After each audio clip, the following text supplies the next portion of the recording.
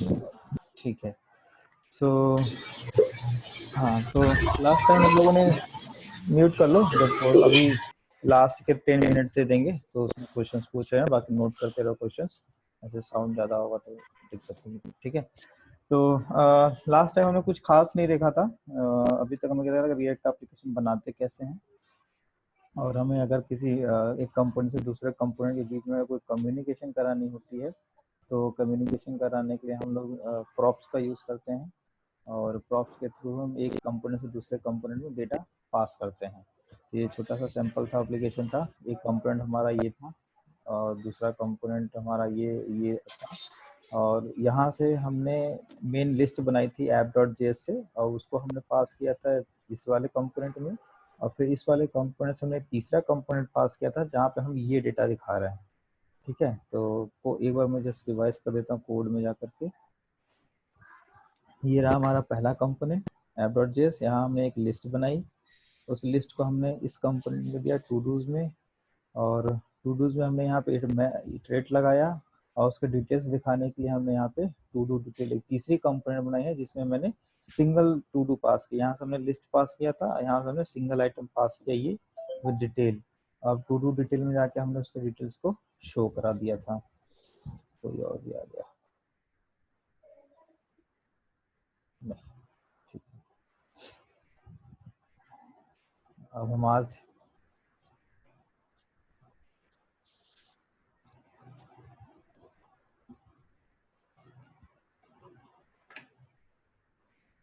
ठीक है, उम्मीद करते हैं कि मैंने जो लास्ट टाइम बोला था टेबल वगैरह बना के देखने के लिए आप लोगों ने बना के ट्राई किया होगा। ठीक, तो अभी हम लोग क्या कर रहे हैं कि रैंडम ऐसे ही विदाउट कोई यूआई के ऐसे कोड लिख रहे हैं। अब हम लोग ऑलमोस्ट सारे लोग फेमिलियर है विद बूटस्ट्रैप, तो हम लोग कोशिश करते हैं बूटस्ट्रैप डालने की इससे, ताकि हमारा एप्लीकेशन थोड़ा सा फैंसी सा लुक आए और देखने में थोड़ा सा अच्छा लगे, और फंक्शनलिटी वाइज भी हमारा सही से काम हो। ठीक है, तो सिंपल सा है, ये नोड एप्लीकेशन है, तो कोई भी पैकेज इंस्टॉल करने के लिए क्या करना पड़ता है, हमें npm इंस्टॉल लिखना पड़ता है। तो npm इंस्टॉल लिखते हैं, और npm इंस्टॉल करने के बाद हम लोग बूटस्ट्रैप और इंस्टॉल करेंगे अपने सिस्टम में। तो ये बूटस्ट्रैप नॉर्मल बूटस्ट्रैप है, हम क्या करते हैं रिएक्ट बूटस्ट्रैप खोजते हैं।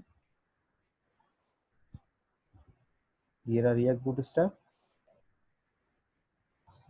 ठीक है, रिएक्ट बूटस्ट्रैप हमें चाहिए होता है, एक और हमें चाहिए होता है जो रिएक्ट बूटस्ट्रैप की तरह ही है। ये होता है रिएक्ट स्ट्रैप, एक कॉम्बिनेशन ऑफ रिएक्ट बूटस्ट्रैप है।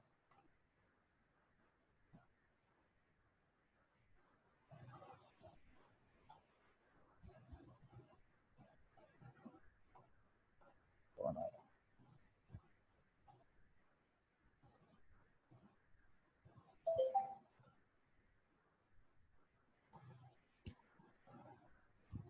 पासवर्ड क्या है यार?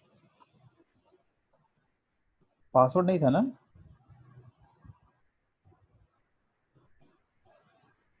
हेलो, लिंक के थ्रू अगर डायरेक्टली आएगा तो पासवर्ड डालने की जरूरत नहीं है।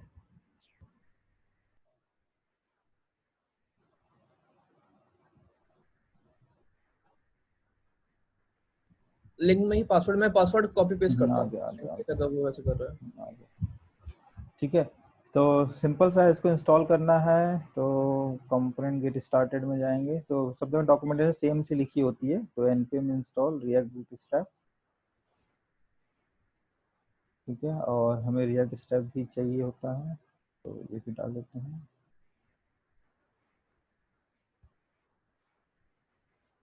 ठीक है, अब चूंकि ये हमें क्या चाहिए, डेवलपमेंट के लिए नहीं चाहिए, हमें हमारे एप्लीकेशन में यूज़ करना है इसको, तो हम चाहते हैं जब भी हमारा कोई प्लगइन कोई भी एप्लीकेशन किसी दूसरे सिस्टम में जाए तो ये सारी डिपेंडेंसी अपने आप मतलब इंस्टॉलेशन में आ जानी चाहिए। जैसे हम लोग बिल्ड में फाइल डालते थे, हम यहाँ का यूज़ करते हैं, सेव यूज़ करते हैं। तो अब ये हमारा पैकेट और जेसन के अंदर अपडेट हो जाएगा।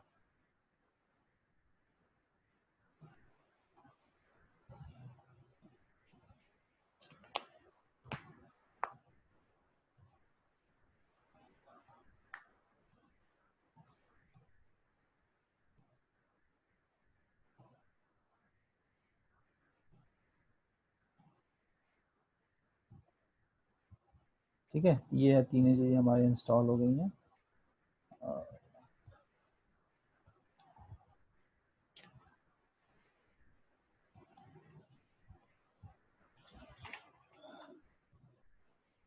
ठीक है, तो अभी हम क्या करते हैं, सिंपल सा एक यूआई प्रिपेयर करते हैं यहाँ पे हमारा फर्स्ट एप्लीकेशन दिखाने के लिए। अभी कि हम लोग ये जो लिखी हुई चीज़ें इनको हटा देते हैं यहाँ से, और एक लिखते हैं क्लास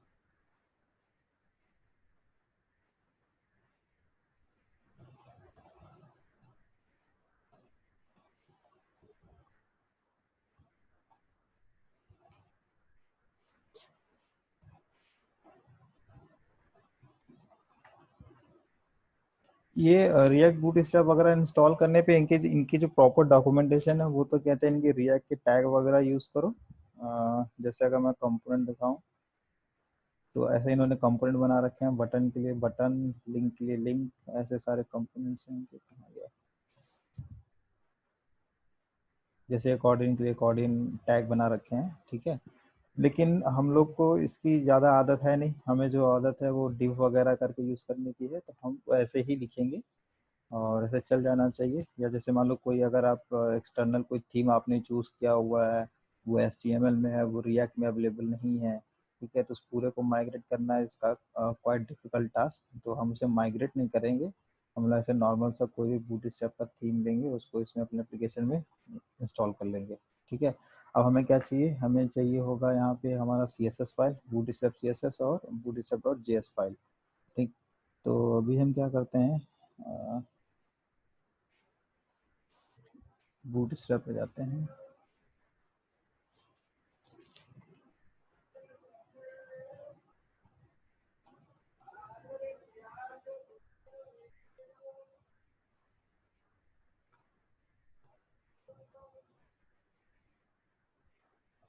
अभी हम इसको अपने HTML CSS में डाल लेते हैं, कोई ऐसा है नहीं। index.html फाइल खोलेंगे और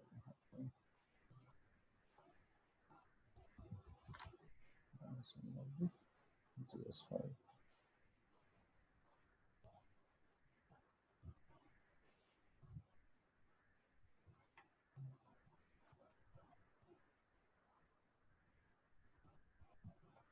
ठीक है। अब यहाँ पर लिखते हैं क्लास नेम। यहाँ पे क्लास नहीं चलता, क्लास नेम चलता है, क्योंकि क्लास जो होता है हमारा रिजर्व कीवर्ड है। तो हमने सिंपल सा रो लिख दिया और उसके बाद हम एक कॉलम बना लेते हैं, div क्लास नेम और 12, ठीक है। यहाँ पर लिख देते हैं एप्लीकेशन, एप्लीकेशन, ठीक। मोस्ट प्रोबेबली अभी यूआई पे आ जाना चाहिए, ठीक है। टू डू एप्लीकेशन हमारा आ गया। अब हमने जो उसके पहले हमने जो टू डू हमने जो चाइल्ड कॉल किया हुआ था, एक और रो बना लेते हैं और उसमें अपना चाइल्ड कॉल करते हैं।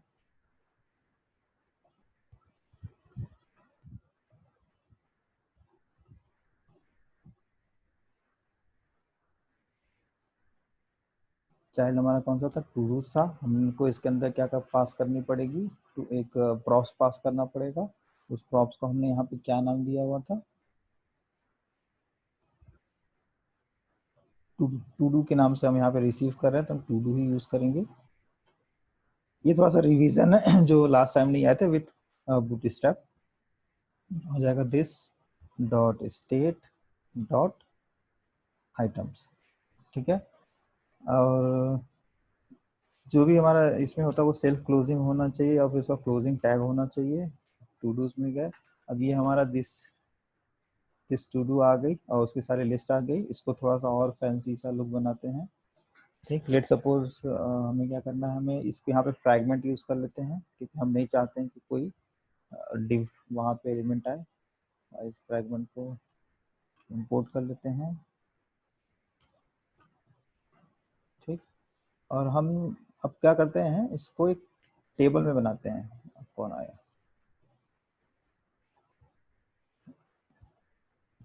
इसको एक टेबल में कन्वर्ट करते हैं। तो ये हम हटा देते हैं यहाँ से, हटाते नहीं है एक्चुअली, ये करते हैं, टेबल बनाते हैं यहाँ पे, table class name, table, table border, table में गई। अब हमें क्या बनाना है यहाँ पे, टी हेड बनाना है। टी हेड में अभी हम रख देते हैं टी आर, और टी आर के अंदर 2 सेक्शन रहेंगे। एक हो जाएगा, अभी हमने लिस्ट में क्या रखा था, नेम और एड्रेस, तो हम लिख देते हैं नेम, और ये हो जाएगा एड्रेस, इसको टी एच रखते हैं,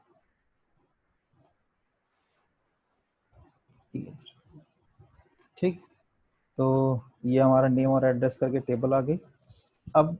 अब इशू क्या है कि हमारे पास मल्टीपल है, ये मल्टीपल रो दिखाने हैं हमें, ठीक है। तो टी बॉडी तो सिंगल रहती है, तो हमारी टी बॉडी हो गई, ठीक। लेकिन टी बॉडी में क्या होंगे, हमें मल्टीपल रोज बनाने होंगे, और एक रो में क्या होंगे, मल्टीपल कॉलम्स होंगे। तो कॉलम तो हमारा इस ऑब्जेक्ट में आ रहा है, ठीक है, तो कॉलम तो हैंडल हो जाएगा, पर मल्टीपल रो बनाने के लिए क्या करना पड़ेगा, इटरेट करना पड़ेगा। तो ये इटरेट करने का कोड है, इसको कट करते हैं, इसको टी बॉडी में डाल देते हैं, ठीक है। अभी भी ये आ जाएगा, बट अभी क्या होंगे, सारे एक ही इसमें ब्लॉक में आएंगे, क्यों, क्योंकि हमने मल्टीपल टी आर तो बनाए नहीं है, सॉरी मल्टीपल टी डी तो बनाए नहीं है। तो हम इसमें जाते हैं टू डू में, और कहते हैं यहाँ पे क्या होगा, ये टी की जगह क्या होगा, हमारा टी डी होगा। अब इसकी जरूरत नहीं है, तो अब ये हमारा क्या हो जाएगा, इस तरीके से आने लगा। अब हमें इसकी ज़रूरत नहीं है, और इसकी ज़रूरत नहीं है, ठीक। तो हमारा नेम एड्रेस करके आने लगा, बट ये जो वैल्यूज क्या हो गई, ये सारी ऐसे एक ही रो में आने लगी। तो क्यों, क्योंकि हमने यहाँ पे टी आर नहीं लगाया हुआ है, ठीक है। तो ये जो यहाँ पे क्या होना चाहिए, मल्टीपल टी आर होंगे ये, इंस्टेड ऑफ मल्टीपल फ्रैगमेंट्स। तो अब हमारा जो सेक्शन हो गया वो ऐसे ब्रेक हो गया। तो अगर इसको देखा जाए तो क्या किया हमने, टेबल बनाई है, टेबल के अंदर टी बॉडी को हम इटरेट कर रहे हैं, और इटरेट करके हर टी आर बनाएंगे, और टी आर के अंदर टी डी में ऐसे दिखा देंगे, ठीक है। तो इस तरीके से ये प्रोपोगेट होता है, ठीक। अभी हम क्या करते हैं कि एक और कॉलम बनाते हैं एक्शन, जिसमें से हम डिलीट करने का फंक्शनलिटी लगाते हैं, ठीक। तो उस पर थोड़ी सी चीज़ें और क्लियर होंगी। तो एक और बना दिया हमने, यहाँ पे इसको टी डी बनेगी, यहाँ पे हम इसका नाम दे दिया एक्शन। एक्शन में हम दे देते हैं इसको बटन,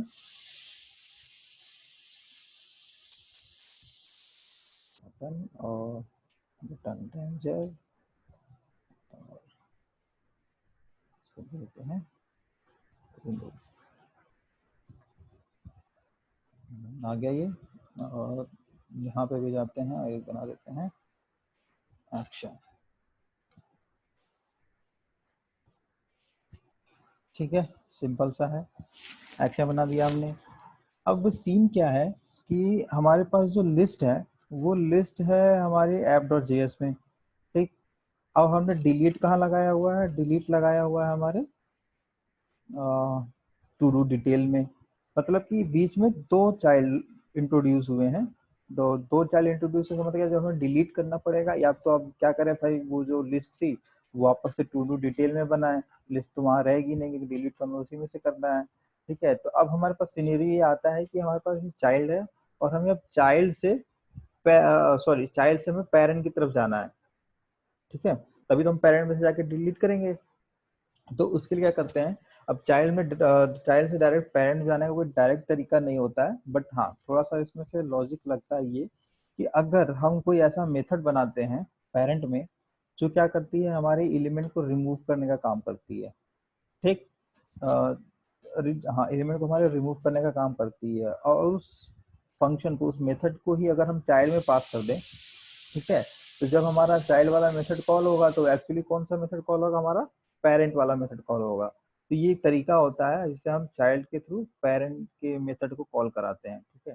तो सिंपल से एग्जांपल लेते हैं, या आप ले लेते हैं रिमूव एलिमेंट, रिमूव एलिमेंट बनाया। अब मैं यहाँ पे थोड़ा सा एरो फंक्शन भी इंट्रोड्यूस कर देता हूँ। हमारे पास पहले तरीका होता था, कंस्ट्रक्टर बना करके हमें पहले क्या करना पड़ता था, सारे मेथड को बाइंड करना पड़ता था। ये पुराना सिंटैक्स है, मैं बता देता हूँ, ऐसे करते थे। कंस्ट्रक्टर बनाया, यहाँ से प्रॉप्स पास किया, और इस प्रॉप्स को हम यहाँ पे सुपर यहाँ प्रॉप्स पास करते हैं। उसके बाद फिर हम यहाँ पे दिस डॉट स्टेट बनाते थे, ठीक है। और फिर हमें कभी भी कोई मेथड बनानी होती है, जैसे लेट सपोज हमने बनाया है मेथड रिमूव आइटम, हमने ये मेथड बना दिया है। तो इस रिमूव आइटम हमें दिस जो मिल सके उसके लिए क्या करना पड़ता था, हमें इसमें दिस को बाइंड करना पड़ता था। तो ऐसे लिखते थे दिस डॉट रिमूव आइटम और this dot remove item dot bind, sorry remove item dot bind this, ठीक है। अगर आपके पास जितने भी मेथड है सारे मेथड पे क्या करना पड़ेगा, ऐसे बाइंड करना पड़ेगा। लेटर अज्यूम करते हैं कि हमारे पास 10 से 15 मेथड है, तो 10 से 15 मेथड आपको ऐसे बाइंड करने पड़ेंगे। उसके बाद ही आपको इस पे दिस जो होगा वेरिएबल मिल पाएगा। वो दिस इसका मिल पाएगा, दिस तो जावा हर जगह मिल जाता है, बट इस एप्लीकेशन का दिस तभी मिल पाएगा जब आप इस तरीके से इसको बाइंड करोगे। तो जो नए वर्जन आए हैं उनमें नया सिंटैक्स इन्होंने इंट्रोड्यूस किया हुआ है कि आपको दिस कंस्ट्रक्टर की जरूरत नहीं। अगर आपको स्टेट डिफाइन करना है तो आप डायरेक्टली ऐसे डिफाइन कर सकते हैं। और उसी सिमिलरली उन्होंने कहा अगर आपको कोई मेथड बना रहे हो जिसमें आपको div चाहिए दिस चाहिए, तो आपको कुछ नहीं करना है, यहाँ पे एरो फंक्शन बनाना है। एरो फंक्शन ऐसे बनता है, ये मेथड का नाम हो गया और ये हो गया हमारा एरो फंक्शन, ठीक है। तो अब हमें क्या होगा, दिस हमें यहाँ पे मिल जाएगा हमेशा। और वो दिस जो होगा वो इस ऐप का दिस होगा। मतलब अगर मैं चाहूँ यहाँ पे तो दिस कंसोल डॉट लॉग लगा लेते हैं, console console dot log this dot state, ठीक है। तो हमें यहाँ पे स्टेट मिल गया है, ये वाला स्टेट प्रिंट हो जानी चाहिए, ठीक है। अब ये प्रिंट कैसे कराना है, अब प्रिंट तो हम चाहे तो यहाँ पे भी कोई बटन बना के प्रिंट करा सकते हैं टेस्टिंग के लिए, लेकिन हम क्या करते हैं इसको हम अपने जो सुपर चाइल्ड था वहां से प्रिंट कराते हैं, ठीक है। तो सिंपल से इसको कॉपी करते हैं और हम इसको एज ए पास कर देते हैं। लेट सपोज सेम नेम से ही पास करते हैं और यहाँ पे लिख दिया दिस डॉट रिमूव आइटम, ठीक। अब हमारे टू डूज में क्या हुआ, टू डूज में हमको जैसे दिस डॉट प्रॉप्स में टू डूज मिला था, उसी तरीके से हमें दिस डॉट प्रॉप्स में क्या मिल जाएगा, रिमूव आइटम मिल जाएगा, ठीक है। तो चाहो तो यहाँ पे प्रिंट लगा के देख सकते हो कंसोल डॉट लॉग में, कंसोल डॉट लॉग और दिस डॉट प्रॉप्स अगर हम प्रिंट कराएंगे तो हमें यहाँ पे मिल जाना चाहिए।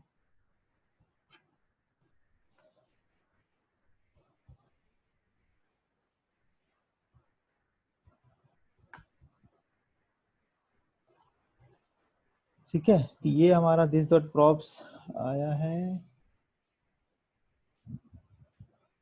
ये ठीक है। अभी रिमूव में अब डिफाइन आ रहा है ये,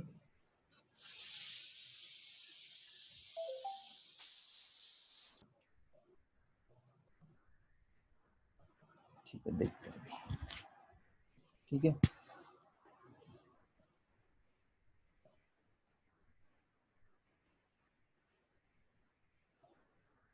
ठीक है, अभी हमने क्या किया था, यूज किया था ये तरीका, हमें ये फाइंड टू डू निकालने के लिए this dot prop dot to do से जो हमें यहाँ पे मिल रही थी वो टू डू हमें वहाँ मिल गई, ठीक। अब एक नया सिंटेक्स मैं बताता हूँ जो काफी इंटरेस्टिंग सा है। लेट सपोज क्या हुआ, अगर आप एक तरीके से देखा तो ये प्रॉप जो हमारा क्या ऑब्जेक्ट है, ठीक है। अगर ऑब्जेक्ट से कोई वैल्यू उठानी है तो आप कैसे लिखते हो, टू डूज डॉट करके लिखते हो। जैसे सिंपल सा एग्जांपल हम देखें तो यहाँ लिखा टू डू डॉट नेम लिखा हुआ है, ठीक है। लेकिन अगर आप चाहते हो ये नया तरीका यूज करना तो ये ऐसा है, ऐसे लिखते हैं टू डूज और ये रिमूव, क्या नाम था, रिमूव आइटम और दिस डॉट प्रॉप्स, ठीक है। तो अब प्रॉप्स के अंदर जो भी ऑब्जेक्ट होंगे अगर उसका नाम टू डू होगा या रिमूव आइटम होगा तो वो वैल्यू इसमें स्टोर हो जाएगी, ठीक है। तो ये न्यू सिंटैक्स है ES6 का, जिससे आप क्या करते हो ऑब्जेक्ट से कोई वैल्यू निकाल सकते हो। जैसे अगर मैं इसका एग्जांपल लूँ तो मैं यहाँ पे डायरेक्ट लिख सकता था, जैसे यहाँ देख सकते हैं, जैसे हमने क्या लिखा, डिटेल डॉट नेम लिखा है और डिटेल डॉट एड्रेस लिखा है, तो इसकी जगह हम क्या चाहें तो क्या लिख सकते हैं, const name comma address this dot props. अभी हमें किस ऑब्जेक्ट के अंदर मिलेंगे, डिटेल के अंदर मिलेंगे, डिटेल, ठीक है। अब हम डायरेक्ट क्या कर सकते हैं, यहाँ पे अपने नेम को प्रिंट करा सकते हैं, और डायरेक्ट एड्रेस को भी प्रिंट करा सकते हैं और इस डिटेल को हम यहाँ से हटा सकते हैं। ठीक है, तो ये बहुत शॉर्ट हो जाएगा, क्योंकि अगर मान लो अगर ऑब्जेक्ट के अंदर ऑब्जेक्ट ऐसे का कोई वैल्यू हो गई तो वो काफ़ी लॉन्ग लिखना पड़ जाता है, या कई बार अगर लिखना हो तो दिक्कत होती है। तो इस जगह इस तरीके से डिफाइन कर लो तो भी हमारा ये एप्लीकेशन चल जाता है। To do has already been declared, okay ठीक है, ये यहाँ पर आ रहा है, यहाँ पे हमने टू डू बनाया था, यहाँ पे भी टू डू बनाते, एक टू डू हटा देते हैं। ठीक है, तो भी हमारा चल जाएगा। ठीक है, तो ये बहुत ही आसान तरीका है। इस तरीके से आप किसी भी ऑब्जेक्ट के अंदर से कोई भी पर्टिकुलर वैल्यू निकालनी है तो आप निकाल सकते हैं। ठीक, अब हमारे पास टू रिमूव आइटम आ गया। अब हमें क्या करना है, रिमूव आइटम हम यहाँ पे भी यूज नहीं कर सकते हैं, क्योंकि जो हमारा एक्चुअल में आइटम है वो कहाँ पर है, जो बटन हमने बनाया वो कहाँ है, इसके अंदर बनाया हुआ है। तो हम क्या करते हैं, फिर हम यहाँ से भी इसको पास कर देते हैं। रिमूव आइटम कैसे पास होगा, अभी हमने रिमूव आइटम ऊपर पहले डायरेक्ट ऐसे लिख लिया तो ऐसे पास करते हैं, लेकिन अगर अगर आपने यूज नहीं किया हुआ तो कैसे पास कर सकते हैं, this dot props dot remove item. ठीक है, तो ये इसे भी लिख सकते हैं, लेकिन हमने ये सिंटैक्स यूज किया हुआ तो हमें रिमूव आइटम डायरेक्ट मिल जाएगा। ये हमारा रिमूव आइटम हो गया, तो थोड़ा रिफॉर्मेट कर लिया। अब यहाँ जाएंगे तो सिमिलरली जैसे हमने यहाँ पे डिटेल में लिखा था, बट क्या हुआ, डिटेल हमने यहाँ पे डिटेल पास किया था तो हमने this dot prop dot detail लिखा, इससे हमें ये दो तो मिल गए। बट एक्चुअली देखा जाए तो इसको थोड़ा सा और मॉडिफाई किया जा सकता है। कैसे मॉडिफाई किया जा सकता है, हम लिखते हैं कॉन्स्ट, लिखते हैं डिटेल और रिमूव आइटम। ये हमें कहाँ से मिलेगा, दिस डॉट प्रॉप से मिलेगा, और प्रॉप से हमें ये डिटेल मिला। डिटेल के अंदर हमारा नेम और एड्रेस है, तो यहाँ पे क्या लिखेंगे, सिर्फ डिटेल। ठीक है, कि पहले दिस डॉट प्रॉप से हमने दिस डॉट प्रॉप्स ऑब्जेक्ट से हमने डिटेल और रिमूव आइटम करके जो की होगी उसकी वैल्यू निकाल ली, और फिर डिटेल के अंदर हमारे पास नेम और एड्रेस है। ठीक है, तो ये सिंटैक्स भी हमारा चलेगा। ठीक है, चल रहा है ये। अब हम क्या करते हैं, हमने ये बटन बनाया है, इस बटन के क्लिक पे हमें डिलीट फंक्शनलिटी कॉल करनी थी। डिलीट फंक्शनलिटी अभी हमने इंप्लीमेंट नहीं की है। एक्चुअली इस बटन के क्लिक पे हमें क्या कॉल करना है, हमें अपने सुपर पेरेंट का ये वाला मेथड कॉल करना है। ठीक, तो एक और मेथड बना देते हैं यहाँ पे जस्ट फॉर टेस्टिंग पर्पस, कि रिमूव करके हमने मेथड बना दिया, इसको हमें दिस से बाइंड नहीं करना है, सॉरी मतलब कंस्ट्रक्टर में बाइंड नहीं करना है, इसलिए हम लोग एरो फंक्शन यूज कर रहे हैं। ये एरो फंक्शन होता है, और हमने लिख दिया यहाँ पे कि ऑन क्लिक पे हम अपने रिमूव वाले को कॉल करें, दिस डॉट रिमूव। ठीक है, तो अब हम देखते हैं हमारा रिमूव वाला फंक्शन कॉल होना चाहिए, और यहाँ पे कंसोल लगा लेते हैं, console dot log removing element, removing element लगा दिए। अब देखते हैं ये हमारा फंक्शन कॉल हो रहा है कि नहीं कॉल हो रहा है। तो रिमूविंग एलिमेंट करके हमारा वैल्यू प्रिंट हो रही है, 2 आ गया, जितने भी आप प्रिंट कराओगे ये वैल्यू बढ़ती जाएगी। ठीक है, इस तरीके से हमारा इस कंपोनेंट से हमारा इस कंपोनेंट के जो मेथड वो कॉल हो गया। लेकिन एक्चुअली हमें करना क्या है, हमें पेरेंट के मेथड को कॉल करना है। ठीक, तो आप चाहो तो डायरेक्ट यहाँ पे भी लिख सकते हो। हेलो, ठीक है, आ रही है बॉस।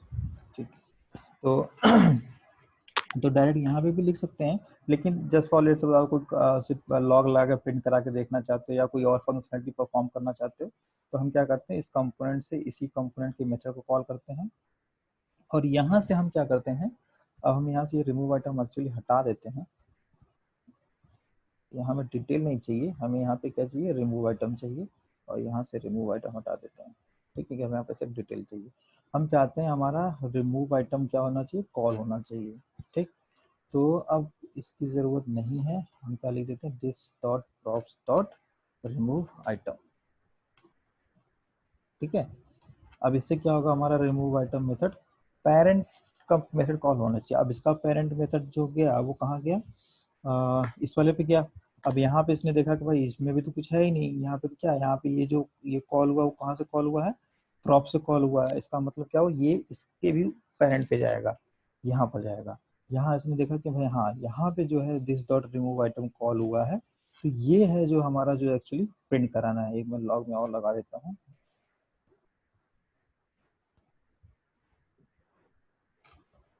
From super child. ठीक है, तो अब देखते हैं हमारा मेथड कॉल हो रहा है कि नहीं हो रहा है। ठीक है, फ्रॉम सुपर चाइल्ड। ठीक, तो ये वैल्यू हमने अभी दिस डॉट स्टेट में ही प्रिंट कराई थी, तो दिस डॉट स्टेट में हमारी सारी वैल्यू प्रिंट हो गई। तो देखो ये तरीका था, पहला तरीका हमने क्या सीखा कि हम पेरेंट से चाइल्ड में डेटा पास करना होता है, तो एज ए यहाँ पे तो एज ए एट्रीब्यूट पास करते हैं, बट हमें चाइल्ड में कैसे वैल्यू मिलती है, दिस डॉट प्रॉप्स करके वैल्यू मिलती है। ठीक है, और हमें सिमिलरली अगर हमें चाइल्ड से पेरेंट पे जाना होता है तो मेथड जो बनाएंगे हम वो तो पेरेंट पे ही बनाएंगे, बट उसको भी एज ए प्रॉप्स पास कर देंगे चाइल्ड में, और चाइल्ड से हम मेथड को जब कॉल करेंगे तो एक्चुअली पेरेंट वाला जो मेथड होगा वो कॉल हो जाता है। ठीक है, तो ये तो तरीके होते हैं जिसका यूज करके आप प्रॉप्स और स्टेट का प्रॉप्स का यूज करके आप दो कंपोनेंट के बीच में कम्युनिकेशन करते हो। ठीक है, फ्रॉम पेरेंट टू चाइल्ड और फ्रॉम चाइल्ड टू पेरेंट। ठीक है, आई होप ये समझ में आया होगा। ठीक, तो अभी तो हमने सिर्फ लॉग प्रिंट करा के देख लिया। अब यहाँ पे नॉर्मल सा लॉजिक है कि हमें क्या करना है कि हमें आइटम्स में से वो वैल्यू फाइंड करनी है जिस पे डिलीट पे क्लिक हुआ है, और जब वो आइटम हमें मिल जाएगा तो हम क्या करेंगे, उस आइटम को अपने लिस्ट में से हटा देंगे। ठीक है, तो ये सिंपल सा चीज़ हमें परफॉर्म करना है, ये तो सिंपल सी लॉजिक है। बट इस लॉजिक में एक कंफ्यूजन ये है कि हमने अभी तक चाइल्ड से ये वो ऑब्जेक्ट नहीं भेजा है जो हमें डिलीट करना है। ठीक है, तो जनरली हम लोग क्या करते हैं, कोई भी चीज़ हम लोग डिलीट या अपडेट फंक्शनलिटी परफॉर्म करते हैं तो आईडी या यूनिक आईडी इन सब के बेसिस पे करते हैं। ठीक है, आईडी या यूनिक आईडी के बेसिस पे करते हैं, लेकिन अभी हमारे पास कोई आईडी यू आईडी या आईडी नहीं है, तो लेट्स सपोज हम अज्यूम करते हैं कि हमारा नाम है वो हमारा यूनिक है। ठीक है, यूनिक आइडेंटिफायर है, तो हम क्या करते हैं, हम अपने चाइल्ड से पेरेंट पे वो नेम पास करते हैं जिस पे डिलीट पे क्लिक हुआ है। ठीक है, तो अगर अगर हम अपने सुपर चाइल्ड में जाएं तो ध्यान दें तो यहाँ पे क्या होता है, इस कंपोनेंट में सिर्फ एक ही टू डू आती है। ठीक है, क्यों, क्योंकि हमने टू डू की लिस्ट तो टू डूज पे लगाई थी, लेकिन यहाँ पे क्या हुआ, सिर्फ एक ही कंपोनेंट हमारे पास आ गया। अगर मल्टीपल कंपोनेंट आता तो हमको यहाँ पे लॉजिक लिखना पड़ता कि कौन सा नेम पास कर रहे हैं। ठीक है, जैसे हमारे पास एक फॉर्म में मल्टीपल बटन होते हैं तो क्या करना पड़ता है, बटन के कॉल पे ही हम लोग डिफाइन करते हैं कि कौन सा आर्गुमेंट पास करें, इसमें हमें डिलीट करना है। अब बट हमारे पास क्या है, सिंपल एक ही कंपोनेंट यहाँ पर आ रहा है, तो हम यहाँ पे भी डायरेक्ट लिख सकते हैं कि कौन सा हमें डिलीट करना है। तो उस केस में हमें फिर क्या चाहिए होगा, हमें ये चाहिए होगा। ठीक, एड्रेस नहीं चाहिए। ठीक है, हमें सिर्फ नेम चाहिए, ये नेम हमने यहाँ पे पास कर दिया। ठीक है, अब जब नेम हमने यहाँ पे ये पास किया है तो ये नेम हमारा कहाँ जाएगा, इस पे जाएगा। अब ये इसने देखा कि भाई ये तो पेरेंट वाला रिमूव आइटम है, तो ये इस पे जाएगा। यहाँ पे भी देखा ये वाला तुमने कॉल किया है, तो हमारा जो आर्गुमेंट है वो हमें यहाँ मिल जाएगा। ठीक, तो अभी हम इसको भी प्रिंट करा लेते हैं, from super child to delete, और हम यहाँ पे इस नेम को प्रिंट करा देते हैं। ठीक है, देखते हैं कि हमारा चाइल्ड से हमारे पास वो नेम आ रहा है कि नहीं जो हमें डिलीट करनी है।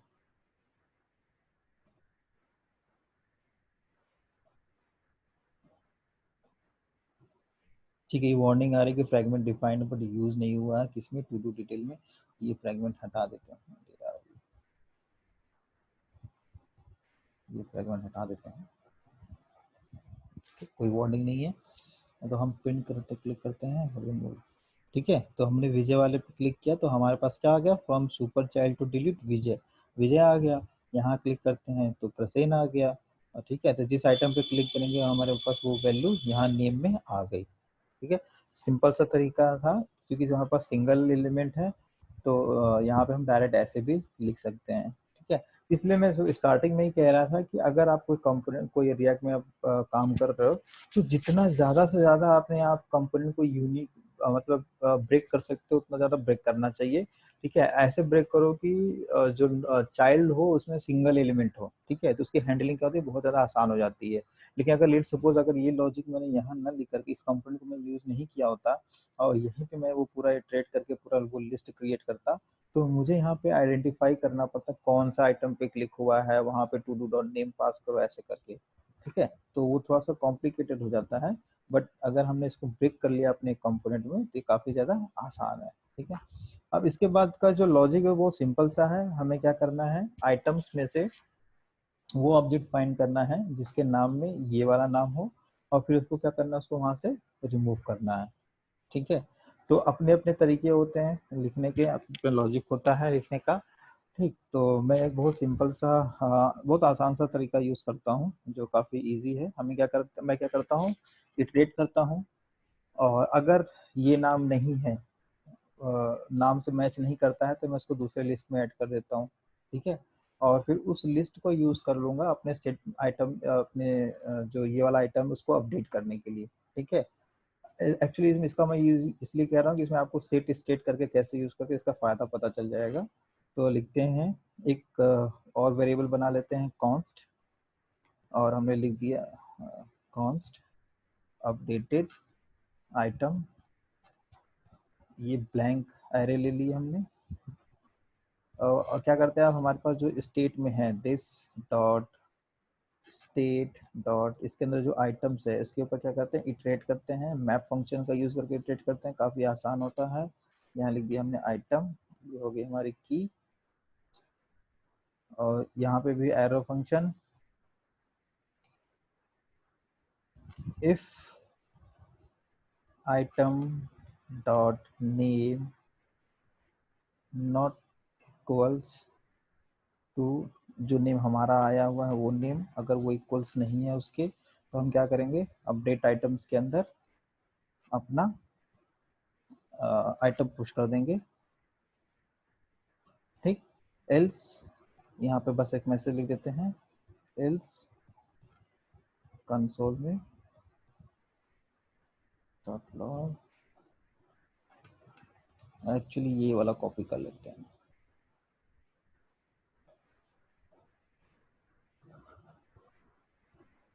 ठीक है, तो इससे क्या हुआ कि जो आइटम नाम से मैच नहीं करेगा वो हमारे नए वाले आइटम ऐड हो जाएगा, जो मैच कर जाएगा इसका मतलब वो हमें डिलीट करना है। ठीक, अब हमारे पास अपडेटेड आइटम में वो आइटम आएंगे जो एक्चुअली होने चाहिए हमारे स्टेट में। तो लिखते हैं दिस डॉट सेट स्टेट, और इसमें लिखते हैं हमें कौन सी वैल्यू चेंज करनी है, आइटम की वैल्यू चेंज करनी है आइटम्स, और ये हो जाएगा अपडेटेड आइटम्स। ठीक है, तो इससे क्या हुआ कि अब हमारे अपडेटेड आइटम्स जो होगा वो हमारे आइटम में क्या हो जाएगा, स्टोर हो जाएगा। ट्राई करते हैं, देखते हैं चल रहा है कि नहीं चल रहा है। ठीक है, तो ये देखो रिमूव होने लगा। अब लॉग में अगर देखो तो सिंपल सा लॉग आता है, जो आइटम आपको रिमूव करना है उसका नाम आ जाएगा, जो आइटम रिमूव करना है बाकी सारे क्या हो जाएंगे उसमें लिस्ट में ऐड हो जाएंगे। ठीक, तो ये काफ़ी इजी वे है, इस तरीके से क्या कर सकते हो आप अपने मेथड को चाइल्ड से सुपर, अपने चाइल्ड से सुपर पेरेंट में पास कर, पेरेंट या सुपर पेरेंट जहाँ भी पास करना चाहो वहाँ पास कर सकते हो।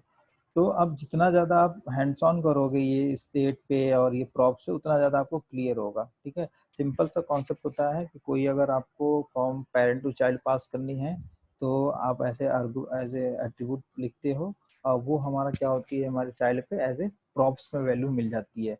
और प्रॉप्स और स्टेट पे प्रैक्टिस करने के लिए ज़्यादा इसलिए बोल रहा हूँ क्योंकि जब हमारा ये रिडक्स इंट्रोड्यूस होगा तो ये प्रॉप्स हमारा बहुत ज़्यादा हेल्पफुल होगा। क्यों, क्योंकि प्रॉब्लम क्या होता है, जब हर कंपोनेंट का अपना अपना स्टेट होता है तो स्टेट मैनेज कर पाना बहुत ज़्यादा कॉम्प्लिकेटेड हो जाता है। तो अगर आप बेस्ट प्रैक्टिस को देखो तो रिएक्ट वाले भी यही कहते हैं कि अगर आपके बहुत एप्लीकेशन थोड़ी बड़ी हो रही है, एक दो चार कंपोनेंट तक तो ठीक है, लेकिन अगर आपकी एप्लीकेशन कोई बड़ी हो रही है तो आप स्टेट ना यूज करके आप प्रॉप्स यूज करो, आप स्टेट को अपने प्रॉप्स की तरह ट्रीट करो। ठीक है, तो इस वजह से इन्होंने रिडक्स वगैरह इंट्रोड्यूस किए थे ताकि हम अपने स्टोर को मैनेज कर सकें, और एवरी स्टोर और एवरी कंपोनेंट में हम क्या करेंगे, प्रॉप्स पास करेंगे, प्रॉप्स यूज करेंगे। तो बाय दिस वे क्या करता है, हम एप्लीकेशन लेवल पे एक स्टेट तैयार कर लेते हैं जो हर कंपोनेंट में एज ए प्रॉप्स ट्रीट होता है, इंस्टेड ऑफ कि पर्टिकुलर किसी एक स्टेट का है। वो कॉन्सेप्ट भी चलता है, ऐसा नहीं कि वो नहीं चलेगा, बट उसको बेटर वे करने के लिए हम लोग प्रॉप्स और रिडक्स का यूज करेंगे आगे। ठीक है, जब मैं रिडक्स बताऊंगा तब उसमें ज़्यादा क्लियर हो जाएगा। ठीक है, तो आई होप ये चीज़ कॉन्सेप्ट आप लोगों को अच्छे से समझ में आई होगी। ठीक है, तो अगला कुछ नया देखता हूँ क्या है पीपीटी में। तो अगर कुछ आगे का कुछ नया होगा तो उससे पहले एक क्वेश्चन ये रख लेंगे, और नहीं तो फिर मैं आगे एक्सप्लेन कर दूंगा। ये की नोट्स हो गया, index, constructor, set update, force update, find download, component API. ठीक है, ये सेट स्टेट हमने देख लिया। इसका यूज करके हम क्या करते हैं, अपने स्टेट को अपडेट करते हैं, सॉरी मतलब स्टेट में वैल्यू चेंज करते हैं। फोर्स अपडेट और फाइंड डॉम नोड काफी इंटरेस्टिंग है। ये फाइंड डॉम नोड यूज करने के लिए आपको रिएक्ट डॉम डालना पड़ेगा। ये मीटिंग अगर ओवर हो जाएगी तो दोबारा इसी लिंक पे ज्वाइन कर लेना, ठीक है। तो देखते हैं, सेट स्टेट क्लियर हो गया। फोर्स अपडेट क्या होता है, इसमें हम फोर्स करते हैं अपने कंपोनेंट को कि नहीं, कि तुम इसको वापस से क्या करो, अपडेट करो पूरे एप्लीकेशन, उसके पूरे स्टेट को, सॉरी पूरे कंपोनेंट को अपडेट करने के लिए। जैसे लेट सपोज क्या हो गया, आपने कोई वैल्यू चेंज की और आप चाहते हो कि क्या जब इस वैल्यू पे क्लिक हो तो मेरा एप्लीकेशन फिर से रिफ्रेश हो जाए एक तरीके से, ऐसा कुछ, तो वहाँ पे फोर्स अपडेट यूज करते हैं। तो ये थोड़ा सा एडवांस में यूज होंगे, ठीक है। इसका सैंपल एप्लीकेशन रिएक्ट की वेबसाइट पे भी पड़ा हुआ, तो चाहो तो वहाँ पे भी पढ़ सकते हो इसको, ठीक है। लेकिन अभी तक मैंने इस इन दोनों एप्लीकेशन, इन दोनों कम एपीआई का मैंने अभी डायरेक्टली यूज़ नहीं किया हुआ, ठीक है। इनका बहुत ज़्यादा कोई यूज़ नहीं है। लेकिन अगर आप कोई लाइब्रेरी वगैरह बना रहे हो, कोई पैकेज वगैरह बना रहे हो, तो हो सकता है आपको इसकी ज़रूरत हो, ठीक है। तो अभी हम जो फोकस किए हैं वो सेट स्टेट पे फोकस किए हैं, और नेक्स्ट देखते हैं क्या है। ठीक है, ठीक है। तो अब ये लाइफ साइकिल स्टार्ट होता है, जिससे पहले अगर आप लोगों को कंफ्यूजन हो तो अ, तो पूछ सकते हो, लेकिन एक साथ ये मीटिंग खत्म हो जाएगा उसके बाद दोबारा ज्वाइन करके पूछ लेना, ठीक है। तो ये चार फेजेस है हमारे पास लाइफ साइकिल ऑफ कंपोनेंट में। पहला इनिशियल फेज, दूसरा माउंटिंग, अपडेटिंग फेज और अनमाउंटिंग फेज, ठीक है। अब इन चारों फेजेस में कुछ मेथड्स डिफाइन किए गए हैं, ठीक। और उन मेथड्स में जो सबसे रिक्वायर्ड मेथड है वो रेंडर मेथड है, जो हमें हमेशा देना ही पड़ता है। और उसके अलावा बाकी सारे जो मेथड्स हैं वो इम्पॉर्टेंट नहीं है। अगर आपको उसकी नीड है तो आप यूज़ कर सकते हो, अगर नहीं नीड है तो आप नहीं यूज़ कर सकते हो, ठीक है। तो पहले फेज पर आते हैं, इनिशियल फेज। इसमें लिखा हुआ गेट डिफॉल्ट प्रॉप्स और गेट इनिशियल स्टेट। मतलब कि अगर आप कोई एप्लीकेशन स्टार्ट कर रहे हो और उस टाइम पे ही आपको कुछ डिफॉल्ट प्रॉप्स या कुछ डिफॉल्ट स्टेट में कुछ वैल्यू इनिशियलाइज करनी है। लेट सपोज हो गया कि आप अपने एप्लीकेशन का आईडी क्या है, ऐप का एप्लीकेशन का वर्जन कौन सा है, इस तरीके की चीज़ें अगर आप अपने सिस्टम में स्टार्ट करना चाहते हो तो आप गेट डिफॉल्ट प्रॉप्स और गेट इनिशियल स्टेट का यूज़ कर सकते हो। ये बहुत ज़्यादा यूज़ केस में अभी अभी मैं एग्जांपल में तब दिखा पाऊंगा जब हम लोग रिडक्स वगैरह इंट्रोड्यूस करेंगे। तो रिडक्स वगैरह में क्या करते हैं, हम पहले अपना इनिशियल स्टेट डिसाइड करते हैं कि हमारे एप्लीकेशन का इनिशियल स्टेट क्या होगा, उसमें कौन कौन सी वैल्यूज होंगी, ठीक है। तो वहाँ पे इसका एग्जांपल आपको अच्छे से समझ में आ जाएगा, ठीक। इसको ये समझ लो तरीके से कि हमारा जब एप्लीकेशन स्टार्ट होने वाला होता है उस टाइम पर अगर आपको कोई चीज़ स्टोर करनी है, जैसे स्टेट में हो गया या प्रॉप्स में हो गया, तो यूजिंग दिस मेथड आप कर सकते हो, ठीक है। दूसरा जो फेज है वो है माउंटिंग फेज। ये काफ़ी इंपॉर्टेंट फेज है। इसमें पहले हमारे पास कंपोनेंट विल माउंट करके मेथड आता था, और कंपोनेंट डिड माउंट करके मेथड आता था। रेंडर सारे फेजेस में रेंडर रिक्वायर्ड होता है, तो ठीक है, तो रेंडर देना ही पड़ेगा। तो माउंटिंग फेज में क्या होता है, कंपोनेंट विल माउंट जो था वो डेप्रिकेट हो गया है, ठीक है। अब ये यूज नहीं होता है, इसकी जगह आप क्या यूज करते हो, कंपोनेंट डिड माउंट यूज करते हो, ठीक है। तो कंपोनेंट डिड माउंट क्या होता है कि जब भी हमारा वर्चुअल डॉम क्रिएट हो रहा होगा उस टाइम पे अगर आपको कोई फंक्शनलिटी करानी है तो वहाँ पे क्या करते हो, कंपोनेंट डिड माउंट का यूज करते हो। जैसे सिंपल से एग्जांपल हो कि जब भी मेरा कंपोनेंट लोड हो तो मैं चाहता हूँ एक एपीआई पे हिट जाए और वहां से डेटा उठ कर आए, और वो डेटा ही हम अपने यूआई पे दिखाएंगे, ठीक है। तो वो क्या हो गया, हमारा माउंटिंग फेज हो गया। वो हम एपीआई कॉल करने का मेथड कहाँ लिखेंगे, कंपोनेंट डिड माउंट वाले में लिखेंगे, ठीक है। इसका एग्जाम्पल अभी मैं दिखा दूंगा। उसके बाद तीसरा मेथड रेंडर। रेंडर ही यूज होता है हमारे वर्चुअल डॉम को क्रिएट करने के लिए, और this is the required method. ये आपको हर कंपोनेंट में देना ही होगा, एल्स अगर आप वो फंक्शन फंक्शन क्लास नहीं बना रहे तो, मतलब फंक्शनल कंपोनेंट नहीं बना रहे तो, ठीक है। उसके बाद है अपडेटिंग फेज। अपडेटिंग फेज में भी हमारे पास 5 मेथड है, component will receive props, should component update, component will update, render और कंपोनेंट डिड अपडेट। जिसमें से ये दोनों डेप्रिकेट हो चुके हैं, कंपोनेंट विल रिसीव प्रॉप्स और शुड कंपोनेंट विल अपडेट। इनकी जगह क्या यूज होता है, शुड कंपोनेंट अपडेट और कंपोनेंट डिड अपडेट, ठीक है। अब इन दोनों में डिफरेंस क्या है या ये यूज कब करते हैं वो बता देता हूँ, ठीक है। जैसे क्या हुआ कि लेट्स सपोज कि अब आपने एपीआई पे हिट मारी, अब वहां से हमारे पास रिटर्न आया, ठीक है। ये जो रिटर्न होती है वो असिंक्रोनस होगी, सिंक्रोनस तो होगी नहीं। तो असिंक्रोनस होगी तो जब हो सकता है इसमें थोड़ा सा टाइम टेकिंग हो, तो उस टाइम पे क्या होता है, हमारा रेंडर मेथड होता है वो चल जाता है, ठीक है। इसमें ये वेट नहीं करता है, रेंडर मेथड हमारा डिस्प्ले हो जाता है, ठीक। उसके बाद फिर जब हमारे पास डेटा आ जाता है हमारे एपीआई कॉल से, तो हम क्या करते हैं, अपने स्टेट में वैल्यू चेंज कराते हैं। जब स्टेट में हम वैल्यू चेंज कराते हैं तो उस टाइम पे ये मेथड चलता है, should कंपोनेंट अपडेट मेथड, ठीक है। ये क्या कहता है कि नेक्स्ट प्रॉप्स, मतलब कि क्या पहले जो प्रॉप्स थी उसमें क्या चेंज हुआ है वो हमारा नेक्स्ट प्रॉप्स में आ जाएगा।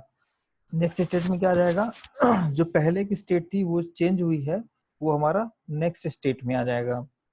उसी तरीके से कॉन्टेक्स्ट कॉन्टेक्स्ट होता है हमारे रिएक्ट में, तो अगर कॉन्टेक्स्ट में कुछ चेंज हुआ होगा तो हमारे वो नेक्स्ट कॉन्टेक्स्ट में आ जाएगा, ठीक है। जैसे एग्जांपल क्या था, एपीआई से हिट आई, हमारे पास डेटा आया, हमने क्या किया, स्टेट में वैल्यू स्टेट सेव कराई। तो अगर मैं कंपोनेंट डिड माउंट पे ही अगर मैं प्रिंट कंसोल लगाऊंगा अपने स्टेट को, तो वो ब्लैंक आएगा हमेशा। क्यों? क्योंकि एपीआई पे कॉल चली गई, उसके बाद फिर वो नेक्स्ट स्टेटमेंट पे आ गया। नेक्स्ट स्टेटमेंट जब तक रेंडर हो रहा था तब तक तो एपीआई कॉल अभी तक रिटर्न आया नहीं है, तो स्टेट की वैल्यू क्या हो गई, ब्लैंक हो गई। लेकिन अगर मैं शुड कंपोनेंट अपडेट यूज करता हूँ तो उसमें क्या होगा, नेक्स्ट स्टेट की वैल्यू क्या होगी, जब हमारे स्टेट में वैल्यू चेंज होगी उस टाइम पे ये सूट कंपोनेंट अपडेट चलेगा और हमारी जो स्टेट की वैल्यू होगी वो हमें वो नेक्स्ट स्टेट में मिल जाएगी, ठीक है। लेकिन अगर मैं मेथड का नाम पढ़ूं तो इसमें लिखा हुआ शुड कंपोनेंट अपडेट, तो ये क्या होता है, एक तरीके से क्वेश्चन होता है, ठीक है। क्वेश्चनियर होता है कि शुड कंपोनेंट अपडेट, क्या कंपोनेंट को अपडेट करना है। कंपोनेंट अपडेट करने का मतलब क्या होता है, जब कंपोनेंट हमारा अपडेट होता है तो हमारा रेंडर मेथड चलता है कि रेंडर मेथड लिखा हुआ है, ठीक है। स्टेट वगैरह डिसाइड होते हैं, तो इसमें क्या होता है, आप ट्रू और फॉल्स करके वैल्यू आपको रिटर्न करनी होती है, ठीक है। लेकिन अगर आपने फॉल्स रिटर्न कर दिया तो इसका मतलब कंपोनेंट चेंज नहीं होगा, ठीक है। ऐसा ट्रीट करता है कि कंपोनेंट चेंज नहीं हुआ, ठीक है। उसके बाद फिर क्या करते हो, अगर आप ट्रू रिटर्न करते हो तो इसका मतलब you are allowing to React to change his component, ठीक है। तो इसका क्या होगा, कंपोनेंट हमारा चेंज हो जाएगा, ठीक है। सिंपल सा इसका अगर मैं एग्जांपल लूं, बहुत कॉम्प्लिकेटेड सा थोड़ा सा है, कि लेट सपोज क्या हुआ, मैंने एपीआई पे हिट करी, ठीक है।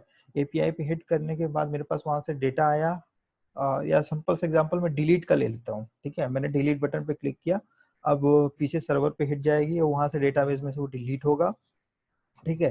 तो जब डिलीट हुआ तो उस टाइम पे हमने कंपनी डीड माउंट में डिलीट का लेट सपोज मेथड लिखा हुआ था हमने, तो जब वो डिलीट हुआ हमने स्टेट में चेंज किया, हाँ भाई सक्सेसफुली डिलीटेड, या हो सकता है कोई एरर आ जाए कि नहीं डिलीट नहीं हो सकता है, ठीक है। तो अब आपने स्टेट में वैल्यू तो सेट करा दी, लेकिन हमारा नेक्स्ट स्टेट में आया, उसमें देखा कि हाँ ठीक है पहली वैल्यू चेंज कराई थी। जैसे मैं सिंपल से एग्जांपल लेता हूँ, ऐसे लिख के बताता हूँ, ज़्यादा समझ में आएगा। जैसे ये रिमूव आइटम ही है, लेट सपोज मैंने यहाँ पे कोई एपीआई कॉल की थी, यहाँ पे एपीआई कॉल की, और इस एपीआई कॉल के देन में जैसे देन वगैरह हम लिखते हैं ना, सिंक्रोनस या फ्यूचर यूज करते हैं या प्रॉमिस यूज करते हैं, उसके प्रॉमिस में भी हमने ये स्टेट सेट कराया था, और यहाँ पे हमने एक नहीं दो वैल्यू सेट कराई थी। लेट सपोज फर्स्ट नेम भी सेट करा दिया,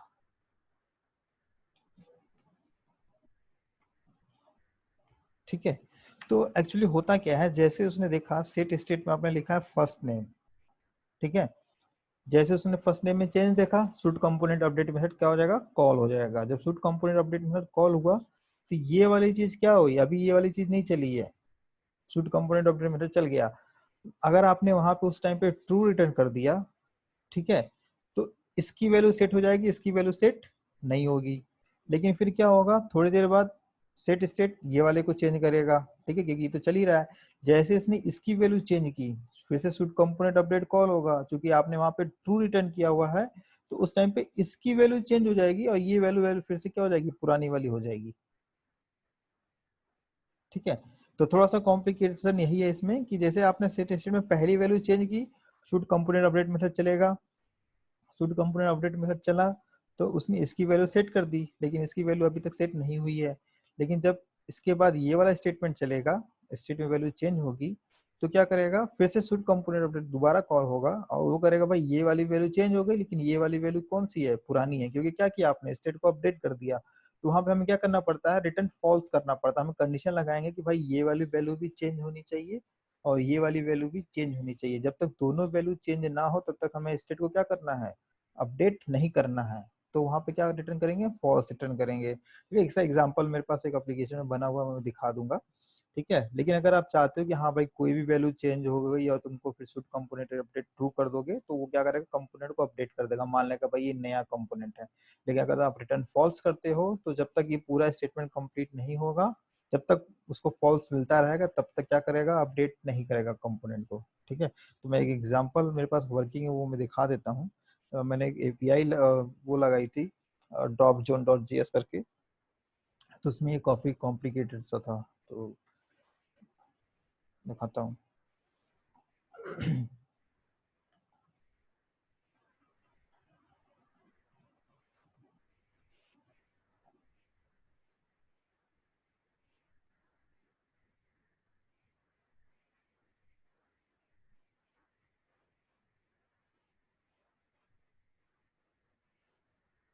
जैसे एक सिंपल सा एग्जांपल ये है कि ये तो लोड करने के लिए था वैसे तो।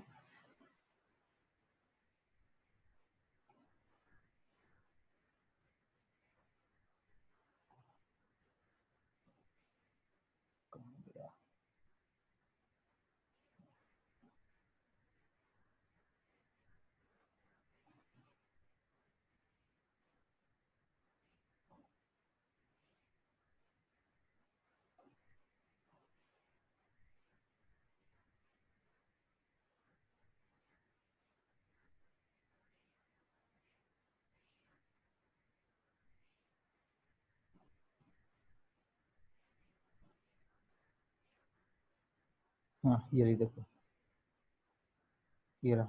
ठीक है, मैंने कहा कि जब तक लोगो यूआईडी की वैल्यू,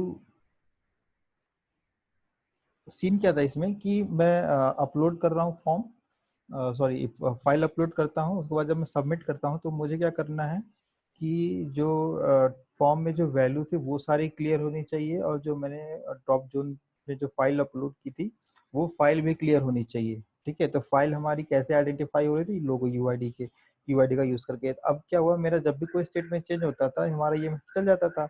उसमें मैंने क्या किया भाई, रिमूव फाइल वाला मैंने एक इसमें वैल्यू सेट की, रिमूव फाइल नल। ठीक है, रिमूव फाइल मेथड जो हो गया, हमने उसको नल किया। जैसे ही मैंने इसको नल किया, ये मेथड दोबारा चल जाता था। तो उस टाइम पे जब दोबारा चलता था तो ये वाली वैल्यू सेट नहीं होती थी।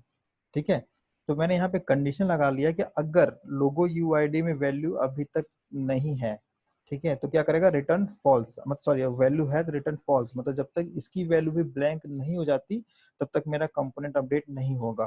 ठीक है, लेकिन जब इसकी वैल्यू फॉल्स हो गई तो ये क्या हो जाएगा, मैंने यहाँ पे रिटर्न ट्रू कर दिया।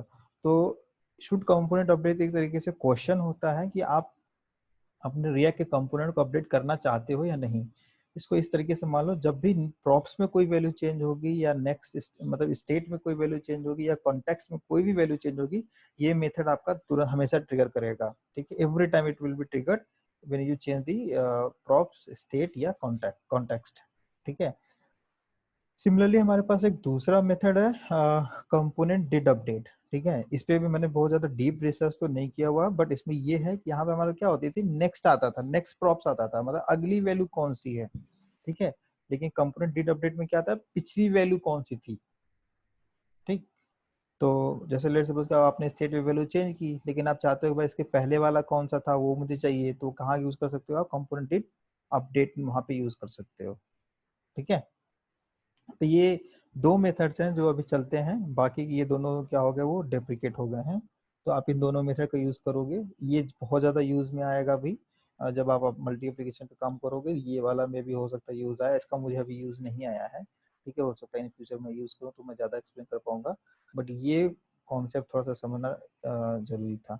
उसके बाद फिर अनमाउंटिंग फेज आता है, रेंडर भी इसमें मेथड है, इस वाले में ये भी रिक्वायर्ड है। अनमाउंटिंग फेज में क्या होता है, जब हमारा कंपोनेंट चेंज होता है, लेट्स सपोज एग्जांपल है आपका एप्लीकेशन बंद हो या फिर एक कंपोनेंट से आप दूसरे कंपोनेंट में जाते हो, उस टाइम पे अगर आप कोई काम करना चाहते हो तो क्या हो सकता है, वो अनमाउंटिंग फेज पर हो। जैसे सिंपल से एग्जांपल है, कोई सिंपल सा टेक्स्ट वो है, एडिटर है, एडिटर में कोई वैल्यू चेंज कर रहा है और उसने क्या किया, फिर दूसरे लिंक पे क्लिक कर दिया जिसमें आपका पेज चेंज होने वाला है।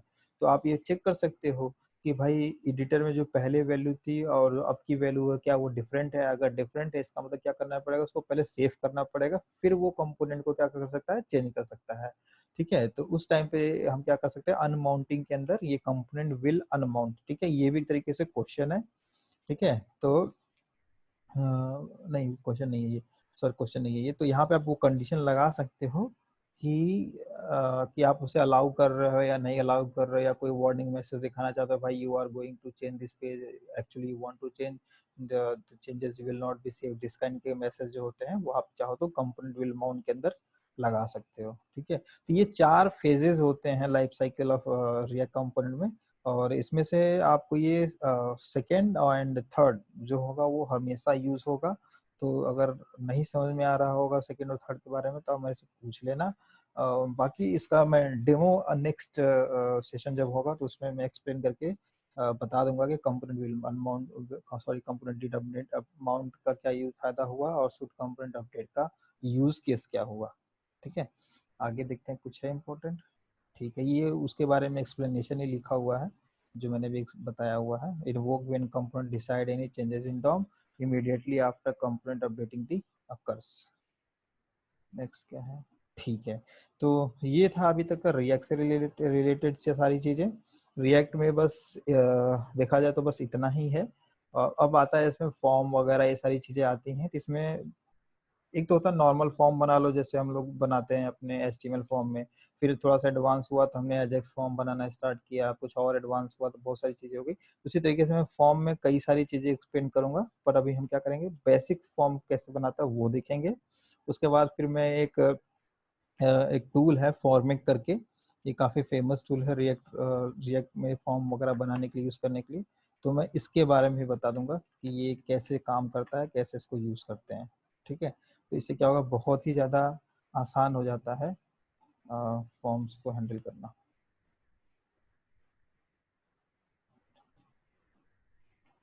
ठीक है, तो बस आज के लिए इतना ही है। जिन लोगों को इंस्टॉलेशन में दिक्कत हो रही थी वो वेट कर सकते हैं, बाकी लोग लीव कर सकते हैं, या कोई क्वेश्चन हो तो आप मेरे से पूछ लो। हेलो, कौन? हाँ हाँ बोलो। अभिषेक।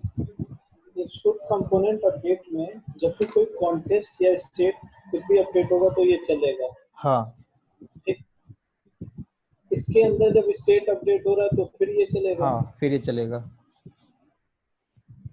ठीक है, मतलब किसी भी तरीके से कोई भी आप चेंज कर, जैसे अभी मैंने एग्जांपल दिखाया था ना उसमें क्या किया मैंने, शूट कंपोनेंट अपडेट के अंदर ही जाकर के स्टेट को चेंज कर रहा था, लेकिन जैसे ही मैंने स्टेट चेंज किया उसने क्या किया, शूट कंपोनेंट अपडेट को दोबारा कॉल कर लिया। तो इसलिए मैंने वहां पे क्या किया, उसको फोर्स किया, शूट कंपोनेंट अपडेट में जब तक ये सारी वैल्यू चेंज नहीं हो जाती तब तक मैंने रिटर्न फॉल्स कर दिया, मतलब अपडेट नहीं करने दूंगा।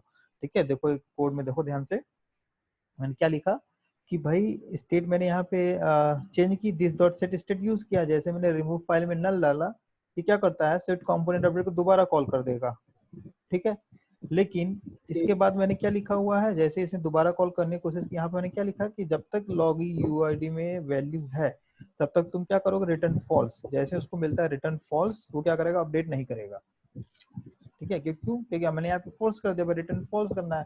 लेकिन अगर मैं यहाँ पे रिटर्न फॉल्स ये कंडीशन में अगर हटा दूं तो क्या करेगा, हर बार उसको ट्रू मिलेगा, जब उसको ट्रू मिलेगा क्या करेगा, वो अपडेट करता चला जाएगा। ठीक है, तो ये सीन होता है इसका। ये शुड कंपोनेंट अपडेट मेथड तब चलाएगा जब ये मेथड कोड में रिटर्न ट्रू करेगा या जब भी नहीं स्टेट नहीं, मॉडिफाई होगा। जब भी स्टेट हमारा मॉडिफाई होता है, जब भी हमारे कंपोनेंट कोई भी चीज मॉडिफाई होती है, हमारा शुड कंपोनेंट अपडेट मेथड चलता है। ठीक है, लेकिन अगर आप इसमें रिटर्न फॉल्स कर देते हो तो उसको ये पता चलता है कि नहीं अभी अपडेट नहीं हुआ। समझे, जैसे मैं कह दूं कि जैसे ही खाना बनेगा तुम खाना खाने आ जाना। ठीक है, अब खाना बनने का क्या मतलब है, दाल और चावल तो बन गया लेकिन अभी रोटी बननी बाकी है। देखिए जैसे तुमको दाल बनी, तुमने कहा दाल बन गया, मैं कहा हाँ दाल बन गया लेकिन अभी खाना पूरा तैयार नहीं हुआ। ठीक है, तो वही हो गया, क्या हो गया, हमारा रिटर्न फॉल्स हो गया। जब तक इसको रिटर्न ट्रू नहीं मिलेगा तब तक वो आगे दोबारा इसको नहीं चलाएगा। समझे, पहली बार स्टेट वैल्यू चेंज हुई, मतलब हाँ, सिंपल सा, जैसे मैंने फॉर्म अपलोड किया, फॉर्म सबमिट करने के बाद मैंने क्या किया, प्रॉप्स में वैल्यू चेंज की। ठीक है, जब प्रॉप्स में वैल्यू चेंज होगी ये मेथड कॉल हुआ, जब ये मेथड कॉल हुआ इसमें आया, चेक किया भाई हाँ चलो मैंने इसकी वैल्यू भी चेंज कर रहा हूँ, जब इसकी वैल्यू चेंज करके मैं दोबारा कॉल करने जाऊंगा तो कहेगा नहीं अभी तुमने रिटर्न फॉल्स किया, इसका मतलब ये दोबारा चेंज नहीं हुआ, अभी पहला वाला ही चेंज चल रहा है। जब वो फिनिश हो जाएगा तब मैं दोबारा चलाऊंगा। तो जब तक ये ट्रू नहीं होगा, जैसे पहली बार इस पे कॉल आएगा, ठीक है, फर्स्ट टाइम, जैसे डू तुम्हारा डू वाइल होता है, पहली बार चलता ही चलता है। जब भी तुम स्टेट में चेंज करोगे ये हमेशा पहली बार तो चलेगा ही चलेगा, उसके बाद दोबारा तब चलेगा जब इसकी वैल्यू ट्रू होगी। फॉल्स होगी इसका मतलब अभी पूरा काम नहीं खत्म हुआ, अभी और भी होना है। मैं ये पूछना चाह रहा हूँ, ये मेथड फिर से दिस डॉट सेट स्टेट करने के बाद तुरंत ही चलेगा या इस मेथड का रिटर्न क्या हो रहा है उसके हिसाब से चलेगा? उसके रिटर्न के हिसाब से डिसाइड करता है। पहली बार चलेगा ही चलेगा, ये कह रहा रिटर्न है के हिसाब ठीक है, से। हाँ पहली बार चलेगा ही चलेगा, ठीक है। जब कहीं और से तुम स्टेट में चेंज करो, प्रॉप्स में चेंज करोगे तो ये चलेगा ही चलेगा, लेकिन जब उसके बाद ये चेक करता है कि क्या अपडेट चेंज हुआ है। अगर ट्रू हुआ है इसका मतलब हाँ चेंज हुआ है, तो फिर दोबारा चलेगा। अगर चेंज नहीं हुआ है, फॉल्स है, इसका मतलब अभी तक पूरा चेंज नहीं हुआ है।